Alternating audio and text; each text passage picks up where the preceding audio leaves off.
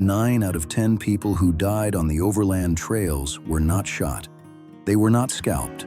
They were not caught in a dramatic ambush at sunset. They died face down in the dirt, convulsing from cholera, with nothing but a soaked rag and a prayer from a stranger who would be dead himself by morning. That is where we begin.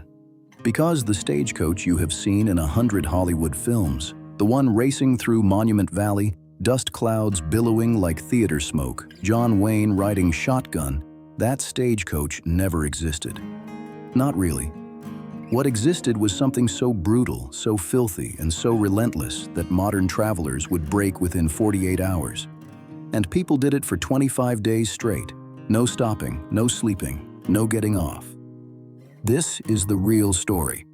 The most famous stagecoach in American history is the Concord coach, built in Concord, New Hampshire, starting in the 1820s.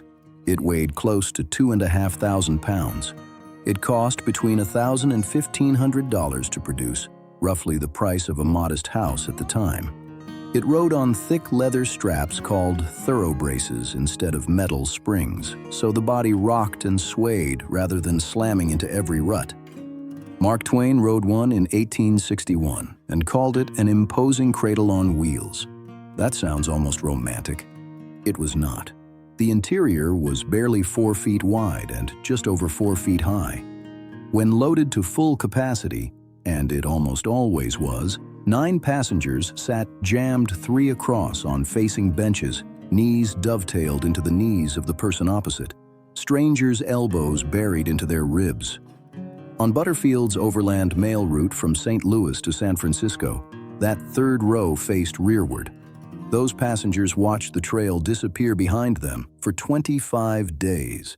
Mail pouches crammed under their feet and luggage balanced across their laps. Each passenger was allowed exactly 25 pounds of personal baggage. Nothing more. And that was the premium service. On the desert routes across Texas and Arizona, the Concorde was often swapped for something called a celerity wagon, lighter, faster, cheaper, and with no proper suspension at all. No padded seats, no glass windows, just canvas flaps that kept out almost nothing. Passengers crossing the Chihuahuan Desert of West Texas and the Sonoran Desert of southern Arizona were not riding a romantic icon. They were folded into a rattling wooden box, dragged by 2 pairs of raw-boned mules across some of the most punishing terrain on the continent. The cost for a through ticket? $200. That is roughly $3,000 in today's money. You paid $3,000 to be tortured. Here is what those roads actually looked like. Across the plains, the trail was unpaved dirt that turned to mud in rain and cracked like old pottery in heat. Ruts from previous wagons could be 18 inches deep. In marshy sections, road crews laid logs side by side to create what they called corduroy roads. Charles Dickens, who rode one in England, described it as inflicting jolts enough to dislocate every bone in the human body. He was not exaggerating. The average speed was 5 to 12 miles per hour, and that dropped whenever the road deteriorated, which was always. A journey a modern car covers in 10 hours consumed 3 full days by coach. The full Butterfield route across 2,800 miles of desert and mountain had to be completed in under 25 days by contract. That meant the coach moved day and night without stopping. The driver rotated. The passengers did not. Butterfield's rules gave passengers 20 minutes at a station, sometimes 10, before the coach pulled away whether you were on it or not. The food was almost universally despised. Traveler Granville Stewart wrote that every meal was identical: bacon, ham, and dried apple pie. At night, if the station had lodging, men were packed 2 or 3 to a bed with strangers who had not bathed in weeks. Personal hygiene was accomplished at a communal horse trough. One traveler recorded that a station provided a single shared cup, a single shared towel, and, incomprehensibly, a single shared toothbrush for all guests. Let that settle for a moment. Forget the outlaws. Forget the arrows. The thing most likely to kill you on a stagecoach journey across 19th century America was the water. Cholera moved through contaminated water sources with terrifying speed. It caused the body to lose fluid so rapidly, 10 to 20 liters in a matter of hours, that a person who woke up healthy could be dead by nightfall. The fatality rate in untreated cases ran as high as 60%. One account from the trail recorded 40 graves in a 60-mile stretch of road. Not 40 total. 40 in 60 miles. Because doctors of the era did not understand germ theory, they attributed cholera to bad air, spiritual failing, or drinking alcohol. They had no correct treatment. A passenger who showed symptoms on a stagecoach in 1860 was given camphor or brandy or a poultice from whatever the station keeper had on hand. Most died. Dysentery spread through water contaminated by rotting animal carcasses along the trail. Typhoid, measles, tuberculosis. The sealed interior of a stagecoach packed with 9 unwashed bodies was a perfect incubator. If one passenger was sick when they boarded, others would be sick before the journey ended. 9 out of 10 deaths on the overland routes were from disease. Not violence, disease. Now, the outlaws.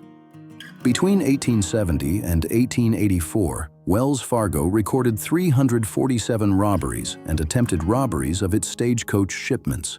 Over 15 years, the company lost more than $415,000 in gold.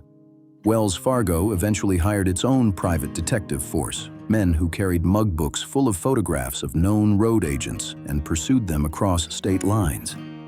The most famous of those agents was Charles Bowles, who called himself Black Bart. He robbed 28 Wells Fargo coaches across Northern California between 1875 and 1883, always on foot, always alone, wearing a flour sack over his head with holes cut for the eyes. He never fired his shotgun. He never robbed a single passenger, only the strong boxes. At 2 crime scenes, he left handwritten poems. Between robberies, he lived in San Francisco and told his neighbors he was a mining engineer. He was caught because of a handkerchief. He dropped it fleeing his last robbery, and detectives traced the laundry mark to a San Francisco shop that identified him by name. He served 4 years in San Quentin, was released, and was never heard from again. Black Bart was the theatrical exception. Armed guards called shotgun messengers rode beside the driver to protect gold shipments. They were, by the nature of the job, the first man a robber would shoot. Wheels collapsed. Axles snapped. Brakes failed on mountain descents. When a coach rolled, and they rolled frequently given how high the center of gravity sat, the consequences were broken limbs, crushed ribs, and worse. One of Butterfield's own notices posted at station stops read, "You will be traveling through Indian country, and the safety of your person cannot be vouchsafed by anyone but God." That was the official statement from the company. By the end of a full cross-country run, passengers described a state that went beyond exhaustion.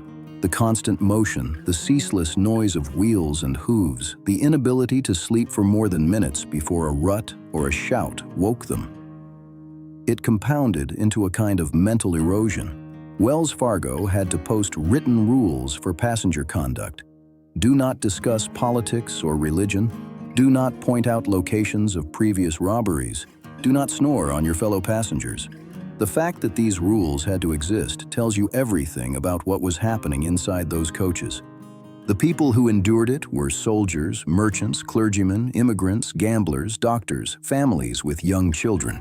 They were compressed into a space roughly the size of a modern walk-in closet, rolling without pause across 2,800 miles of desert and mountain. Some were going toward gold, some toward family. Some had no better option.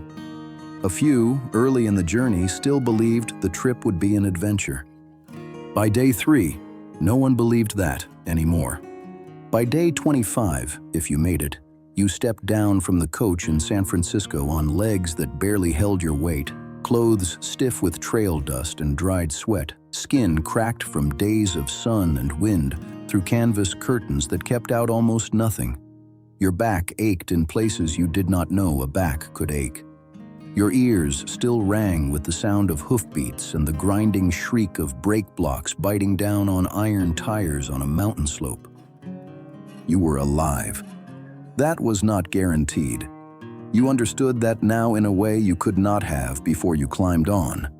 And somewhere behind you, still out on that trail in the dark, the next coach was already moving. 9 more passengers folded into the swaying box, breathing each other's air, listening to the hooves, watching nothing through the canvas flap, waiting for whatever the trail was about to send at them. They could not see it yet, but it was already there,